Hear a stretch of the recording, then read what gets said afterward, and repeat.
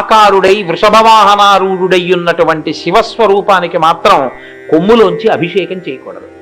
శివలింగానికి చెయ్యొచ్చు అభిషేకం. తను చనిపోయిన తర్వాత 3 రకాలుగా ఈశ్వరుణ్ణి సేవిస్తుంది గోమాత. 1 తన కొమ్ము చేత, 2 గోవు యొక్క గోరూచనం చేత, 3 దాని యొక్క చర్మం చేత. శరీరం విడిచిపెట్టిన తరువాత ఇలా ఈశ్వరుణ్ణి సేవించేటటువంటి ప్రాణి ప్రపంచంలో ఆవు ఒక్కటే. మీకు ఎన్ని దోషాలుండనివ్వండి, ఎన్ని కష్టాలుండనివ్వండి, గడ్డి తిన్న ఆవు కడుపులోంచి వచ్చినటువంటి పాలు తెచ్చి మీరు అభిషేకం చేస్తే భగవంతుడు పరమ ప్రీతి చెందిపోయి మీకు సమస్తమైనటువంటి కోరికలు తీర్చేస్తాడు. మీ కోరికలు తీర్చడానికి, మీకు అక్కర్లేంది తిని మిమ్మల్ని ఉద్ధరించడానికి కావలసిన పాలిచ్చే ప్రాణి అమ్మ మిమ్మల్ని కాపాడినట్టు కాపాడేటటువంటి తల్లి స్వరూపం గోమాత ఒక్కటే. అందుకే అత్యంత ఘోరమైన దోషం కింద లెక్క ఏది వేస్తారో తెలుసా అండి? గోమోదక దోషం. తెలిసి కాని తెలియక కాని నిష్కారణంగా కాని ఆవు కనపడితే కొట్టారో వీడు గోమోదక దోషం చేసిన వాడు రానేస్తారంటే ఆవుని కొట్టాడని వేస్తారు ఆ ఖాతాలో. అదేం ముట్టిని విడిచిపెట్టదు. ఆవుని ఎప్పుడూ కొట్టరాదు. ఎంతో అవసరమై అదిలించక తప్పకపోతే, దెబ్బ వేస్తే తప్ప కుదరదు అనుకుంటే ఎంతో జాగ్రత్తగా లెక్క చూసి కొట్టామా కొట్టలేదా అన్నట్టుగా కొట్టబడవలసిన ప్రాణి సృష్టిలో ఆవు ఒక్కటే. మీకు నేను ఒక ఆశ్చర్యకరమైన మాట చెప్తాను, మీరు విని ఆశ్చర్యపోతారు. వేదం ఒక మాట చెప్తుంది. అసలు శరీరాన్ని విడిచిపెట్టినటువంటి పితృదేవతలు తరించడానికి అత్యంత తేలికైన మార్గం ఏమిటో తెలుసా అండి?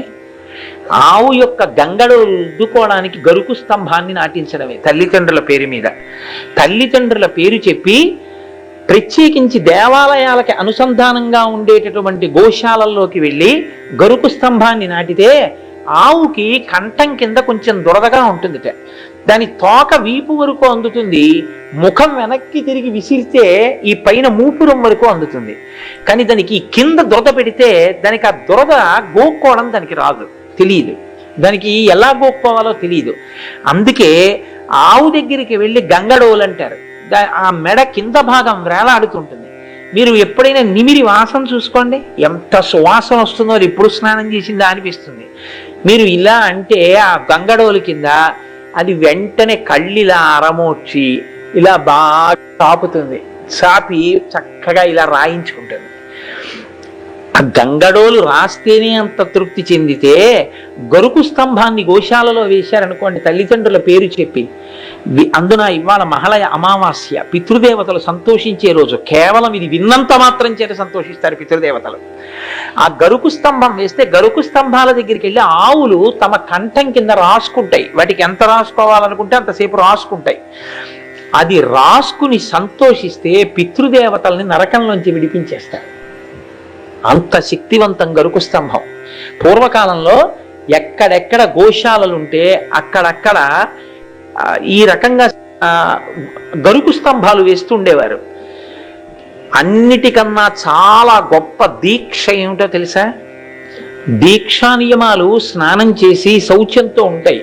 ఒక్క గోసేవ చేసేటటువంటి దీక్ష మాత్రం ఏమీ అక్కర్లేదు, ఓ పావలా ఖర్చు పెట్టక్కర్లేదు. మీరు గోవు కొరకు అని సమయాన్ని వెచ్చించి ఎక్కువ కూరగాయలు ఎక్కడ తరుగుతారో అక్కడికి, కానీ అంటే ఇవాళ పూర్వం అంటే అన్నదానం చేసే సత్రవులు, ఇప్పుడైతే నేను అలా అన్నాను అనుకోకండి, హాస్టళ్ళు హోటళ్ళు అనొచ్చేమో. కాబట్టి అలాంటి చోటుకి వెళ్ళి తెచ్చి ఇంత పచ్చగడ్డినో ఇన్ని కాయగూరలనో పెట్టారనుకోండి, అంతే ప్రత్యక్ష కైంకర్యం అయిపోయినట్టే అమ్మవారికి. అంత గొప్ప స్థితి కలిగినటువంటి ప్రాణి లోకంలో గోవు ఒక్కటే. గోవుకి సేవ చేస్తే వెంటనే వంశం తరించిపోతుంది. ఆ వంశంలో ఉన్న వాళ్ళందరినీ విడుదల చేస్తారు, పాపం చేసిన వాళ్ళని కూడా. అలా సేవించబడడానికి ఉపయుక్తమైనటువంటి ప్రాణి ప్రపంచంలో గోవు తప్ప వేరొకటి లేదు. అంత గొప్ప ప్రాణి గోవు. మీకు నేను ఇంకొక మాట చెప్తాను. పీఠాలకి అంటే ఏ కంచి పీఠం లాంటిదో శృంగగిరి పీఠం లాంటిదో పెద్ద పెద్ద పీఠాలలో గోవులు గజములు రెండు ఉంటాయి, ఏనుగులు ఉంటాయి, ఆవులు ఉంటాయి. ప్రతిరోజు పీఠాధిపతి గజ పూజ చేస్తారు, గోపూజ చేస్తారు. ఈ రెండు పూజలు చేయకుండా పీఠాధిపతి ఉండరు. ప్రతిరోజు చేస్తారు పీఠంలో. ఈ రెండు చేసేటప్పుడు గోవు కన్నా పెద్ద ప్రాణి ఏనుగు. కానీ ఏనుక్కి పూజ మొదట చేయరు. మొదటి పూజ ఎవరికి అంటే ఆవుకి. గోవుకే మొదటి పూజ. గోవుకి మొదటి పూజ ఎందుకు అంటే గోవు ప్రత్యక్షంగా అమ్మవారి. అందుకని ఆ ఆవుకి పూజ చేస్తారు. ఆవుకి పూజ చేశాక ఏనుక్కి పూజ చేస్తారు. చిత్రం ఏమిటంటే కొన్ని కొన్ని ఆవులు ఎంతగా అలవాటు పడిపోయి జీవితాల్లో అంతర్భాగం అయిపోయాయి అంటే భగవాన్ రమణుల ఆశ్రమానికి ఎవరో ఒక ఆవును తెచ్చి ఇచ్చారు. మాకెందుకు కావన్నారు. ఆ ఆవు వెళ్ళిపోయింది. అది తప్పించుకొచ్చేసింది మళ్ళీ ఆయన దగ్గరికి. ఇది మా దగ్గరే ఉంటానంటోంది, కట్టేయండి అన్నారు. కొన్ని సంవత్సరాలు అయ్యేటప్పటికి దానికి మహాలక్ష్మి అని పేరు పెట్టారు. దాని సంతతి ఎన్ని దూడలైపోయాయో రమణాశ్రమంలో, ఎన్ని ఆవులో ఎన్ని దూడలో. అది అందరినీ పొడుస్తోందని దాని ముక్కుకో తాడేశారు. తాడు వేస్తే దాని ముక్కులోంచి కొంచెం నెత్తురు వచ్చింది. నెత్తురు వస్తే అందరినీ విడిపించుకుని భగవాన్ రమణులు ఒక చోట కూర్చుని భక్తులతో మాట్లాడుతుంటే అది తిన్నగా పరిగెత్తుకుంటూ వచ్చి ఆయన దగ్గర నిలబడి తన ముక్కు చూపించింది. ఆయన పరిచారికుల్ని పిలిచన్నారు, ఏమర్రా దాని ముక్కుకి తాడేశారట, దాని ముక్కు నిప్పెట్టిందిట, చూశారా అది వచ్చి నాకు చెప్పుకుంటోంది అన్నారు.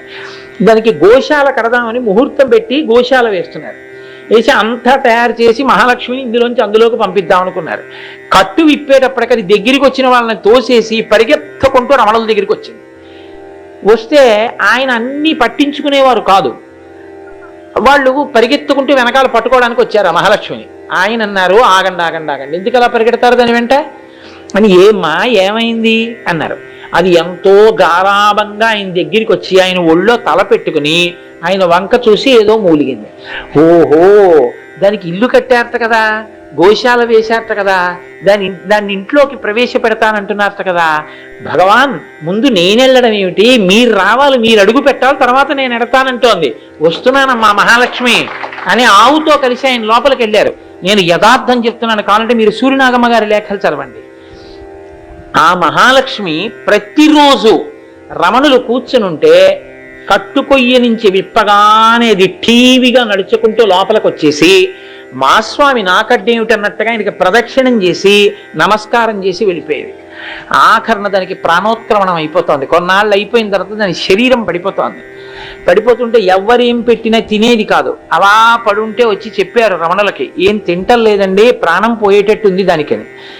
రమణులు వచ్చారు, చాలా బాధగా ఉంది. అది వచ్చి ఆయన కూర్చుని ఇలా, ఏమ్మా లక్ష్మి బాధగా ఉందా అన్నారు. అంతే, కళ్ళు విప్పి చూసి తలెత్తి గబగబా ఆయన ఒళ్ళో తలపెట్టుకుంది.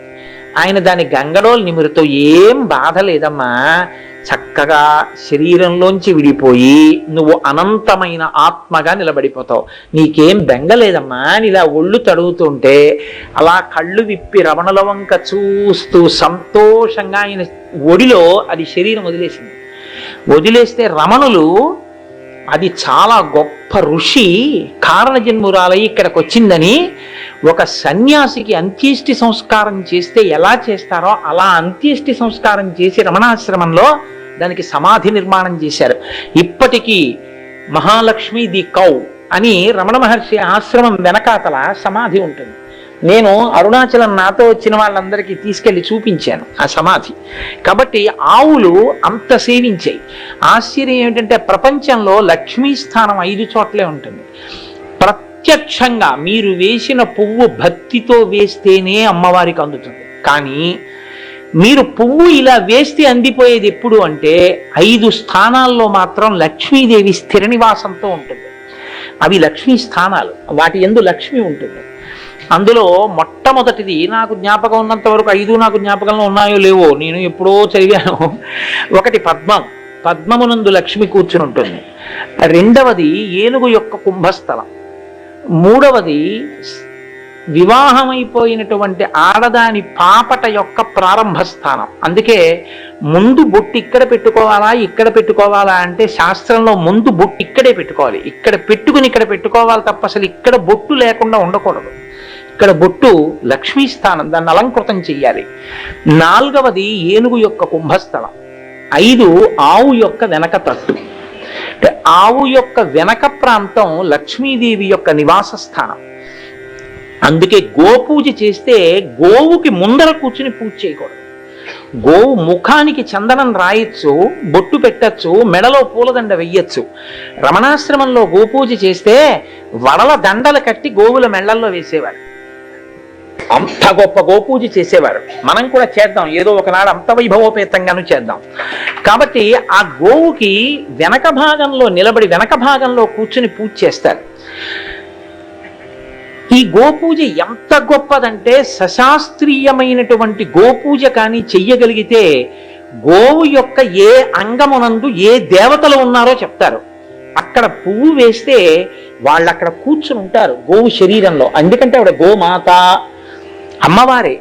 ఆ పువ్వు ఆ దేవతల యొక్క స్థానాల మీద పడుతుంది, వాళ్ళ మీద పడుతుంది, వాళ్ళు అనుగ్రహిస్తారు. గోపూజ అంత గొప్ప పూజ. ఆవు నెయ్యి, ఆవు నీతి దీపం ఎంత గొప్పవంటే శాస్త్రం అంది, ఒక దేవాలయంలో దీపం పెట్టడానికి నువ్వు ఆవు నెయ్యి కానీ తీసుకువెళ్ళి కొద్దిగా ఇవ్వడం జరిగితే, ఎక్కడ పడితే అక్కడ దీపం పెట్టకూడదు. ఎలా పడితే అలా దీపం పెట్టేశారనుకోండి, అది గాలికి నిధనం అయిపోతుంది వెంటనే. ఆ నెయ్యి తులికిపోయింది అనుకోండి, కాళ్ళు జారిపోతాయి.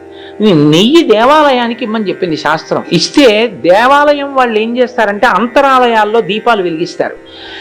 ఆవు నెయ్యి తీసుకెళ్లి దేవాలయానికి ఇచ్చినప్పుడు అది చండీ హోమంలో పడినా ఆ ఆవు నెయ్యి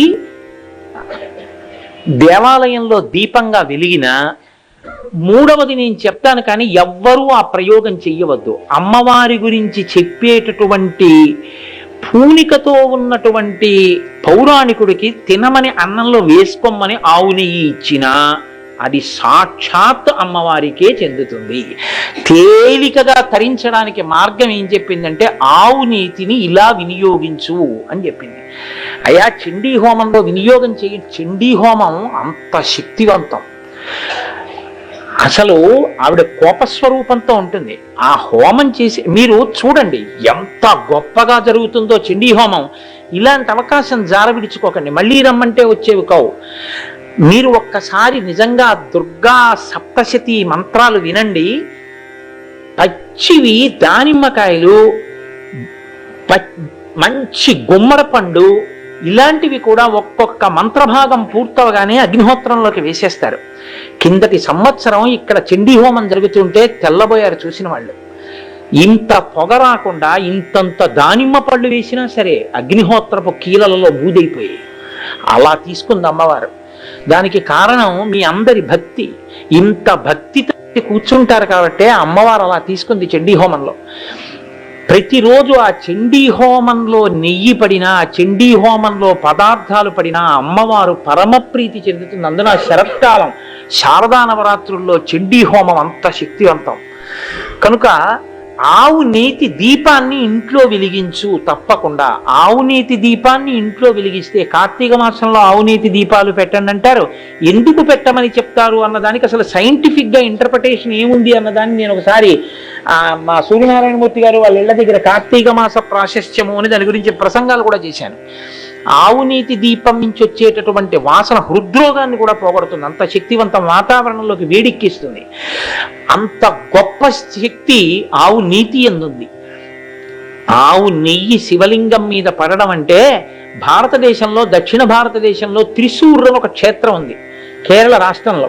అక్కడే భజన అంటారు. భజన అంటే భజన చేయడం కాదు, కొన్నాళ్ల పాటు నియమంగా సంతానం లేనటువంటి దంపతులు ఆ దేవాలయంలో ఈశ్వరుడికి సేవ చేస్తూ పడుకుంటారు. పడుకుని నిద్రపోతే వాళ్ళకి ఈశ్వరానుగ్రహంతో బిడ్డలు కలుగుతారు అని.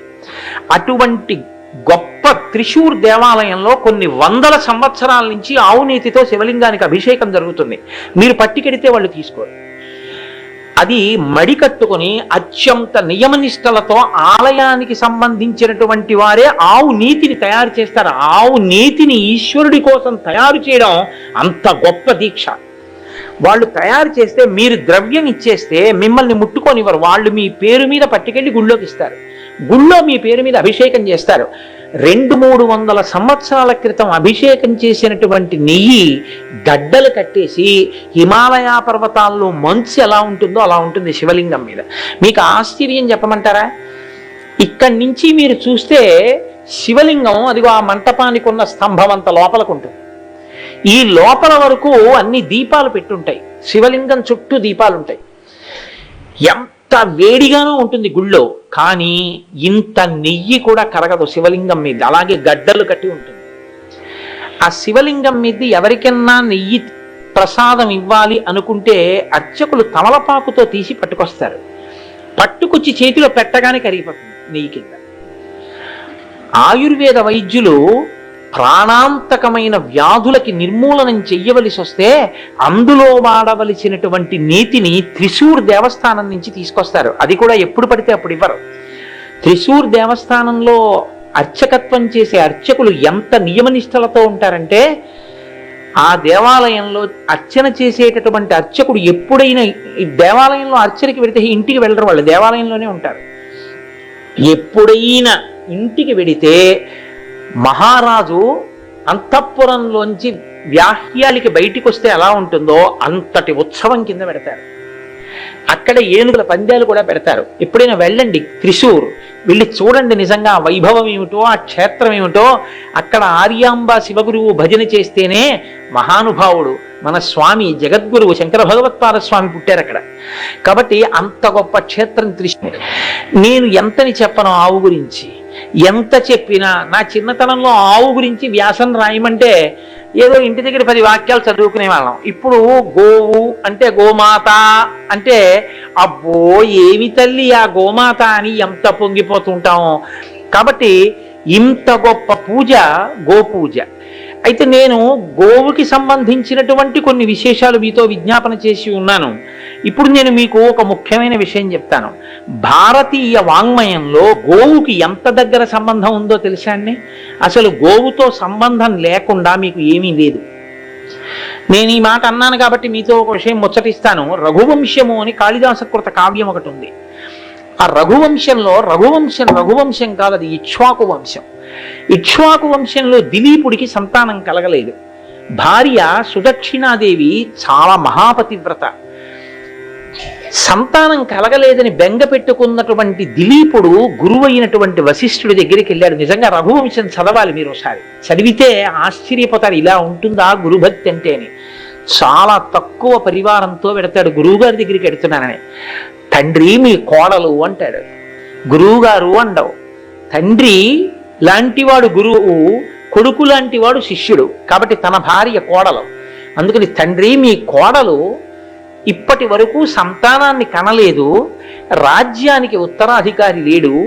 నేను పితృకార్యం చేసి తల్లిదండ్రులకు తద్దినం పెట్టి ఆ పిడచ పెట్టినప్పుడు వాళ్ళు కన్నుల నీరు పెట్టుకుని వణుకుతున్న చేతులతో దాన్ని స్వీకరిస్తున్నారు. ఇక నీ తర్వాత మాకిలా తద్దినం పెట్టేవాడు లేడు మన వంశంలో, మన వంశం పూర్తయిపోతోందని పితృదేవతలు ఏడుస్తూ తింటున్నారు తద్దినంలో. కాబట్టి నాకు పుత్ర సంతానాన్ని ఎందుచేత పొందలేకపోతున్నానో మీరు నాకు దాని నివారణ మార్గాన్ని ఉపదేశం చెయ్యండి అని అడిగాడు. వశిష్ఠుడు ప్రీతి చెంది, గురువు ప్రీతి చెందడానికి వినయం ఒక్కటే కారణం. ఆయన కన్నులు మూసుకుని అంతర్ముఖుడై ఉత్తర క్షణంలో చెప్తాడు, నువ్వు ఒకనాడు దేవేంద్రుణ్ణి కలుసుకుని ఇంటికి తిరిగి వచ్చేస్తున్నావు. ఒక ధర్మాన్ని పాటించడం కోసమని గబగబా వస్తున్నావు. ఆ సమయంలో నీ మనస్సులో సుదక్షిణాదేవి కదులుతోంది. నువ్వు ఇంటికి వస్తున్నప్పుడు అక్కడే కామధేనువు పడుకునుంది. అక్కడే పడుకుని ఉన్న కామధేనువుని నువ్వు చూడలేదు, రథం దిగలేదు, నమస్కరించలేదు. నువ్వు వెళ్ళిపోయావు. కామధేనువు చూసి నన్ను చూసి కూడా నమస్కరించకుండా వెళ్ళిపోతున్నావు కనుక నీకు సంతానము నా బిడ్డల్ని సేవించే వరకు కలగకుండుగాక అని శపించింది. ఈ మాట నీకు కానీ నీ సారథికి కానీ వినపడలేదు. కారణం ఏమిటంటే అదే సమయంలో ఆకాశగంగలో స్నానం చేసిన ఒక మదగజం ఒకటి తొండం ఎత్తి ఘీంకరించింది. ఆ చప్పుల్లో నీకు ఈ మాట వినపడలేదు. నీకిప్పుడు ఈ దోషం పోవాలంటే ఆ కామధేనువు యొక్క దూడని సేవించాలి. ప్రస్తుతం కామధేనువు వరుణుడు చేస్తున్న ఒక యాగం కోసమని పాతాళ లోకంలో ఉంది. దాని దూడ శబళ నా దగ్గర ఉందన్నాడు. ఈ మాట అన్నాడో లేదో వశిష్ఠుడు ఆ ధేనువు అక్కడికి వచ్చి, ఇదిగో చూసావుటాయ్, ఎప్పుడైతే అనుకోకుండా ఆవు వచ్చిందో అప్పుడే పని జరిగిపోతుందని గుర్తు. అమ్మవారి అనుగ్రహం పొందావని గుర్తు. గురువు అనుగ్రహం అమ్మవారి అనుగ్రహానికి కారణం. కాబట్టి ఈ శబళని సేవించు అని ఆయన అన్నాడు. ప్రతిరోజు ఉదయం లేవగానే దీన్ని నువ్వు అడవికి తోలుకెళ్ళు. నీ భార్య దీనికి స్నానం చేయించి పసుపు రాసి బొట్టు పెట్టి పూలదండ వేసి నమస్కారం చేస్తుంది. మీ ఇద్దరు అది ఆవుని అరణ్యం మొదలు వరకు నీ భార్య వస్తుంది, తర్వాత వెనక్కి వస్తుంది, నువ్వు అడవిలోకి ఆవుతో పాటు వెళ్ళు అన్నాడు. ఏమి కాళిదాస కృత రఘువంశం అండి. ఆవిడ సుదక్షిణాదేవి నడుస్తుంటే కాళిదాస్ అంటారు, శృతేరివార్థం స్మృతిరన్వగచ్చత్ అంటారు. వేదమును స్మృతి ఎలా అనుసరిస్తుందో ఆవుని అలా అనుసరించారు అంటారు. అలా అనుసరించి వెళ్ళి ఆ ఆవు యొక్క దూడని నందినీ ధేనువుని సేవిస్తున్నాడు. 22వ రోజున ఆవిడ ఒక చిత్రమైన పరీక్ష పెట్టింది. ఈ ఆవు ఒక గుహలోకి వెళ్ళింది, దిలీపుడు బయట కూర్చున్నాడు. లోపల నుంచి పెద్ద అంబారావం చేసింది నందినీ ధేనువు. ఆవు అరిచేటటువంటి అరుపు గురించి వేదం ఏం చెప్తుందో తెలుసా అండి? ఆవు ఒక్కటే కంఠంలోంచి అరవదు, ఆవు అరిస్తే ఇక్కడి నుంచి అరుస్తుంది. అందుకే మీరు ఎప్పుడైనా దూడ కనపడకపోతే ఆవులు అరుస్తున్నప్పుడు చూడండి, చాలా బాధగా ఉంటుంది చూడడానికి. అదే పని మాకు, మా అపార్ట్మెంట్ చుట్టూ అలాగే తిరుగుతుంటాయి. కాబట్టి అంబా అరుస్తుంటుంది. ఆ అంబా అన్నప్పుడు చూడండి డొక్కల్లోంచి కదులుతుంది. లోపల నుంచి అది బతికున్నంత కాలం అనే మాట ఒక్కటే. కష్టం అవనివ్వండి, సుఖం అవనివ్వండి, బాధ అవనివ్వండి, ఏదవనివ్వండి, అంబా అంబా అంబా అంటుంది. అంబా అంటే అమ్మా జగన్మాత, ఆవిడ్నే పిలుస్తూ ఉంటుంది ఆవు తప్ప దానికి ఇంకొక మాట తెలియదు అసలు దాని జీవితంలో. అంబా అంబాశాంభవి చంద్రమౌళిరబల పర్ణా ఉమా పార్వతి అంటాం కదా, ఆ అంబారవం చేస్తుంది ఆవు. అందుకే వేదంలో కొన్ని మంత్రాలు ఉన్నాయి. ఆ మంత్రాలతో ఏమని పిలుస్తారంటే, ఎప్పుడు నిరంతర అంబారావములతో ఆవులు మా ఇంటి ముందు వర్ధిల్లుగాక అని అడుగుతారు. కాబట్టి ఆ అంబారావం వినపడింది లోపల నుంచి. అరేరే, నందినికి ఏదో బాధ కలిగిందని చెప్పి దిలీపుడు గబగబా లోపలికి వెళ్ళాడు. వెడితే ఒక సింహం దాని మెడ మీద కూర్చుని కురికేస్తోంది, నెత్తురు కారుతోంది, నందిని బాధపడుతోంది. ఆయన వెంటనే దిలీపుడు చేత్తో ధనస్సు పట్టుకుని బాణం తీద్దామని చెయ్యిలా పెట్టాడు. స్తంభించిపోయింది చెయ్యి. ఆయన ఆశ్చర్యపోయాడు, ఇంత పరాక్రమం ఉన్నవాడిని ఒక బాణం వెయ్యలేకపోతున్నాను ఏమిటని. ఆ సింహం అంది, ఇది పార్వతీదేవి పెంచుకున్నటువంటి అపురూపమైన మలం. ఇక్కడ ఉన్నటువంటి ఒక దేవదారు చెట్టు దగ్గరికి ఒకనాడు ఒక ఏనుగు వచ్చి తన ఒంటి దురద పోగొట్టుకోవడం కోసమని తన కండూతి తీర్చుకోవడానికి రాసుకుంది ఒంటిని. దానికి ఉన్న బెరడు ఊడిపోయింది. కన్న కొడుక్కి దెబ్బ తగిలితే బాధపడినంత బాధపడింది పార్వతీదేవి. ఆనాడు పరమశివుడు అన్నాడు, నేను ఆయన పక్కన ఉండే కింకరుణ్ణి, నాకు ఆదేశం ఇచ్చాడు, నువ్వు ఇక్కడ సింహం రూపంలో ఉండు, ఎవరైనా ఈ చెట్ల జోలికి వస్తే నువ్వు తినే, అది నీకు ఆహారం అన్నాడు. నేను ఇవాళ ఆకలితో ఉన్నాను, ఈ ఆవు దొరికింది, తింటున్నాను. శివాజ్ఞ కనుక ఈ ఆవుని నేను తింటున్నప్పుడు నీ క్షాత్రం రక్షించలేదు కాబట్టి నేను తినేస్తానని. ఆయన అన్నాడు, శివాజ్ఞని ధిక్కరించడం ఎవ్వరి వల్ల కాదు, కానీ ఇది నా గురువు గారి సొత్తు, ఈ నందినీ ధేనువు. నా గురువు నేను రక్షిస్తానన్న నమ్మకంతో నాకు అప్పచెప్పారు. శివాజ్ఞే కావచ్చు, సింహం ఆవుని తినేసిందని నేను వెనక్కి వెళ్ళకూడదు, ఆవుకి బదులు నన్ను తినేసి ఆవుని విడిచిపెట్టేసేయాలి. అంటే సింహం అంది, నువ్వు ప్రభువువి, నువ్వు తలుచుకుంటే ధేనువుని సింహం తినేసిందని చెప్పి 1,000,000 ఆవులు మీ గురువు గారికి ఇవ్వచ్చు, అంతేకాని నువ్వు నీ శరీరం పోగొట్టుకోవడం ఎందుకు? పిచ్చివాడా, అమాయకత్వంతో మాట్లాడుతున్నావు, నేను ఈ ధేనువుని తింటానని. అంటే ఆయన అన్నాడు, అన్నిటికన్నా ప్రపంచంలో చాలా గొప్ప విషయం ఇది అంటే గురువుని సేవించడమే. నువ్వు నీ ప్రభువు మాటకి కట్టుబడి ఇక్కడికి వచ్చిన ఆవుని తింటున్నావు. నేను నా గురువు గారి మాటకి కట్టుబడి ఈ ఆవుని రక్షించాలి. గురువు మాటకి కట్టుబడి నేను నా ప్రాణం వదిలితే పరమశివుడు కూడా సంతోషిస్తాడు. కాబట్టి నువ్వు నన్ను తినేయి, ఆవును వదిలేయి అని. అంటే సింహం అంది, సరే విడిచిపెడతాను, నిన్ను తింటానన్న ఆవును వదిలింది. ఆయన వెంటనే నేల మీద సింహం తినేయడానికి వీలుగా కూర్చున్నాడు తల వంచి. కానీ సింహం ఎంతకీ దూకట్లేదు. ఇలా చూశాడు కన్నులెత్తి. చూసేసరికి నందినీ ధేనువు ఆయన పక్కకే వచ్చి నిలబడి, దిలీప చక్రవర్తి, నీ యొక్క గురు భక్తిని, నందినీ ధేనువనైన నా పట్ల నీకున్న గౌరవాన్ని పరిశీలించడానికి ఈ పరీక్ష పెట్టాను. నీకేం కావాలో కోరుకోండి. వంశోద్ధారకుడు, గొప్ప కీర్తి కలవాడు, ఈ భూమండలాన్ని గొప్పగా పరిపాలించగలిగినటువంటి పరమ సమర్థుడైనటువంటి కుమారుణ్ణి నాకు కటాక్షించమని అడిగాడు. తప్పకుండా కటాక్షిస్తాను, నా పాలు పితుక్కుని దోసిట్లో పోసుకుని నోట్లోకి పుచ్చుకోవాలి. ఆయన అన్నాడు, అలా పుచ్చుకోను, నీవు నా గురువు గారి ధేనువువి, మా గురువు గారు నీ పాలతో స్వాహాకార వషత్కారాలు చేస్తాడు. ఆయన అగ్ని కార్యానికి సరిపోయిన పాలు పోగా గురువుగారు ఒరే ఇప్పుడు నువ్వు పిండుకు తాగరా అంటే తాగుతాను తప్ప ఆ గురువు గారికి చెందిన ఆవుకి సంబంధించిన పాల మీద నా సొంత అధికారం లేదు, నువ్వే తాగమన్నా నేను తాగకూడదు. నేను గురువు గారికి చెప్తాను, గురువు గారు తాగమన్నప్పుడు తాగుతానన్నాడు. ఏమి గురుభక్తయా దిలీప, పొంగిపోతున్నాను పదాన్ని. త్యాగాయ సమృతార్థానాం సత్యాయ మితభాషిణాం. చాలా తక్కువగా మాట్లాడతాడు, చేతకాక కాదు. ఎక్కువ మాట్లాడితే గబుక్కుని ఏదైనా మాట అంటే నిలబెట్టగలనో నిలబెట్టలేను అని. సత్యాయ మితభాషిణాం యశిసే విజిగీషూణాం. అనేకమైనటువంటి దండయాత్రలు చేస్తాడు. దేని కొరకు చేస్తాడు అంటే యశస్సు కొరకు. రాజుకి యశస్సు పొందాలి. ఆపదలందు ధైర్యగుణ మంచిత సంపదలందు దాల్మియున్ భూప సభాంతరాళమున పుష్కళ వాక్చతురత్వమాది బాహాపటు శక్తియున్ యశమునంద అనురక్తియు ప్రకృతి సిద్ధగుణంబులు సజ్జనాళి కిందంటాడు భర్తృహరి. కీర్తి ఉండాలన్న కోరిక మంచి వ్యక్తికి ఉంటుంది కాబట్టి యశిసే విజిగీషూణాం, కీర్తి కోసమని ఆయన దండయాత్ర చేస్తుంటాడు. ప్రజాయై గృహమీచినాం, భార్యతో కలిసి సంసారంలో ఎందుకుంటాడు అంటే పుత్ర సంతానాన్ని పొందడం కోసం, సంతానాన్ని పొందడం కోసం తప్ప కేవలం కామోపభోగం కోసం భార్యతో కలిసి ఉండే లక్షణం ఉన్నవాడు కాడు. ఈ 4 గొప్ప లక్షణములు ఉన్నవాడు రఘువు కనుక ఇక్ష్వాకు వంశం రఘువు పుట్టిన తర్వాత రఘువంశమైంది అన్నారు. అంత గొప్ప రఘుమహారాజు గారు ఎలా పుట్టారు అంటే ఒక ఆవుని సేవిస్తే పుట్టారు. ఆవుని సేవిస్తే, నేను యథార్థం చెప్తున్నాను మీకు, అత్యంత పవిత్రమైనటువంటి స్థలాలు లోకంలో 2 ఉంటాయి. ఏమిటో తెలుసా అండి? ఒకటి గోష్టం, ఇంకొకటి కూడా అంతే గోష్టం. ఒకటి ఆవులు తిరిగే ప్రదేశం. ఆవులు తిరిగే ప్రదేశంలోకి వెళ్ళి కూర్చుని మీరు జపం చేశారనుకోండి, అది 1,000,000 రెట్లు సిద్ధిని ఇచ్చేస్తుంది.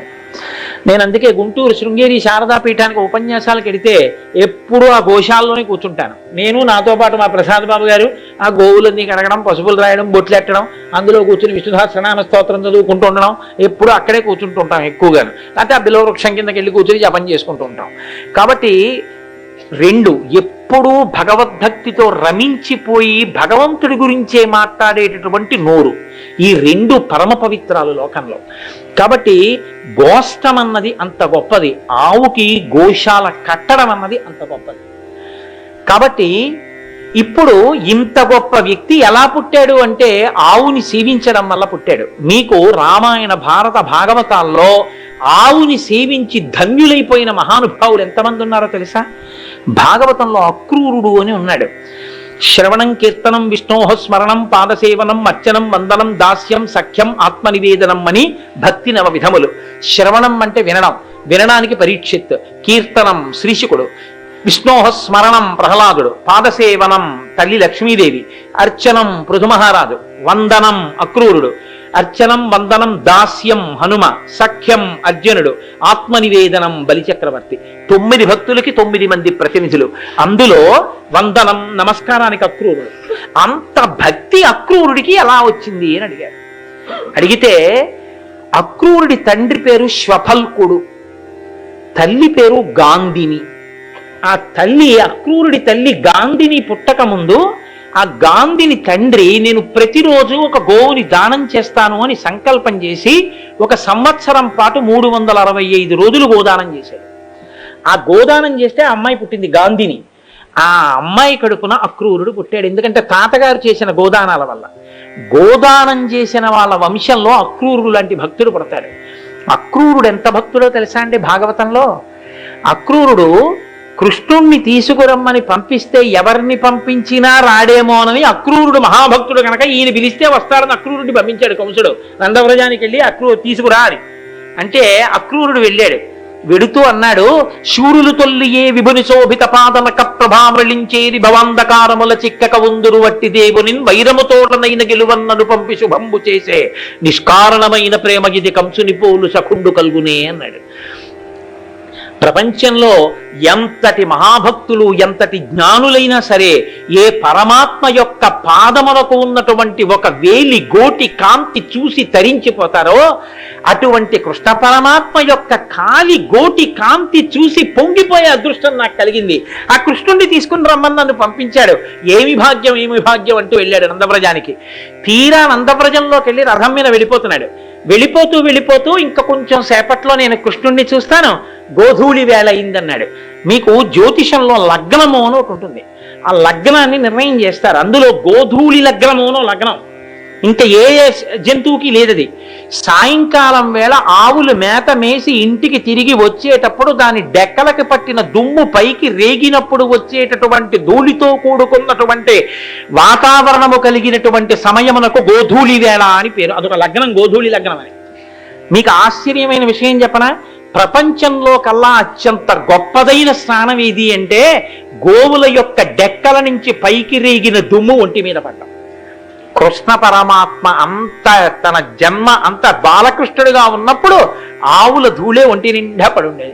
పెద్దయ్యాక గుర్రాల ధూళి, హయరింకాముఖ ధూళి దూచర పరిజ్ఞస్థాల కోపేతమై రజజాత శ్రమతో బిందుయుతమై రంజిల్లు నెమ్మోముతో జయముంపర్ధునకిచ్చు వెట్కనని నా శస్త్రాహుతించాల రొచ్చియో బోరించు మహానుభావు మదిలో చింతింతున శ్రాంతమున్నంటాడు భీష్ముడు అపశయ్య మీద పడుకుని. అందుకని ఎప్పుడూ గోధూళితో ఉండేవాడు కృష్ణుడు. కృష్ణకర్ణామృతంలో లీలాశుకుడు అసలు పొంగిపోయాడు.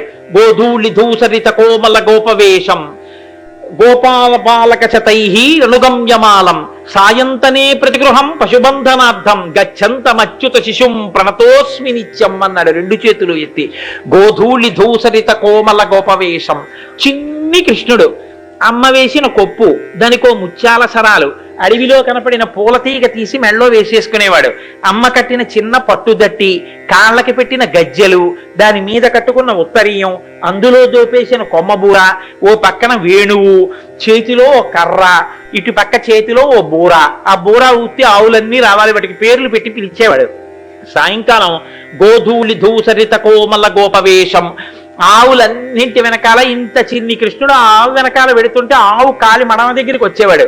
వెళ్ళి ఆ ఆవుల తోకలు పట్టుకుని వాటి తొడల మీద కొట్టి, ఏ శివ ఇటు తిరుగు, నీలకంఠ ఇటు తిరుగు, ఓ భద్రకాళి ఇటువైపుకి వెళ్ళు, కొంచెం పొడుస్తోంది అనుకోండి భద్రకాళి అనేవాడేమో, భద్రకాళి ఇటురా, ఓ చాముండా ఇటు వెళ్ళు, ఓ శారదా ప్రసన్నురాలివి నాతో రా అమ్మ అని పేర్లు పెట్టి పిలిచి కొమ్మబూర ఊస్తే ఎక్కడెక్కడ ఆవులు వస్తుండేవి. ఆ ఆవుల ధూళంతా ఒంటి మీద పడిపోయేదిట.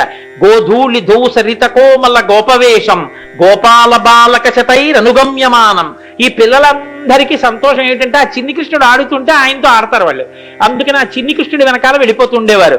ఆ గోపాల బాలక శతైరనుగమ్యమానం గచ్చంతమచ్యుత శిశుం సాయంతనే ప్రతిగృహం పశుబంధనార్థం. పశువులుగా ఉన్నటువంటి మనుష్యుల యొక్క పాశములు విడిపించి మోక్షం ఇవ్వగలిగినటువంటి పరాత్పరుడైనటువంటి కృష్ణ పరమాత్మ సాయంకాలం వేళ ఇళ్లల్లోకి వెళ్ళి ఆవులకి పలుపులు కడుతుండేవాడు. ఆ గోపకాంతలు చిన్ని కృష్ణుడు వంగి కడుతుంటే, ఆవును లాక్కొస్తుంటే, ఆ ఉరప్పంజరం పైకొస్తే, ఆ ఎముకలు కనపడుతుంటే, చెమట పట్టేస్తే వాళ్ళకి సరదా కృష్ణుడిని చూడడం. అందుకని ఆయన వెళ్ళిపోతుంటే కృష్ణ కృష్ణ కృష్ణ కృష్ణ ఏమనుకోకు, అదిగో చూసావా విజయ, అది మా మాట విందు నీకైతే ఉంటుంది, దాన్ని కూడా కట్టెళ్ళిపో కృష్ణ అంటే దాన్ని వెళ్ళి ఆ పలు పట్టుకు రా విజయ రా అని లాగేవాడు. అది రాదు. ఈయన ఎంత గట్టిగా లాగుతున్నా ఈయన చిన్నవాడు, అది ఇలా అంటే ఈయన వెనక్కి వెళ్ళిపోవాలి. పైకి ప్రాకృత శిశువు, లోపల బొజ్జలో బ్రహ్మవాడు. ఆ ఆవును లాక్కొచ్చి కడుతుంటే వీళ్ళు చూసి నవ్వుతుండేవారు. కృష్ణకర్ణామృతంలో లీలాశకుడు అన్నాడు, జీవుల పాశములను విప్పే పరమాత్మ పశువుల్ని కట్టుకుంటున్నాడు సాయంకాలం వేళ. ఏం ఆశ్చర్యం, చూడమంటే మళ్ళీ మీకు దొరుకుతుందిరా ఈ అవకాశం. ఇది ప్రణతోస్మి నిత్యం, ప్రతిరోజు నేను ఈ సన్నివేశాన్ని తలుచుకుని నమస్కారం చేస్తే నా పాశాలు ఊడిపోతున్నాయి. అటువంటి గోధూళి వేళ, ఆ గోధూళి వేళలో వెళ్ళిపోతున్నాడు అక్రూరుడు రథం మీద. వెళ్ళిపోతూ వెళ్ళిపోతూ భూమి మీద చూశాడు, ఈ పాటికి ఆవుల్ని తోలుకుని చిన్ని కృష్ణుడు వచ్చి ఉంటాడు.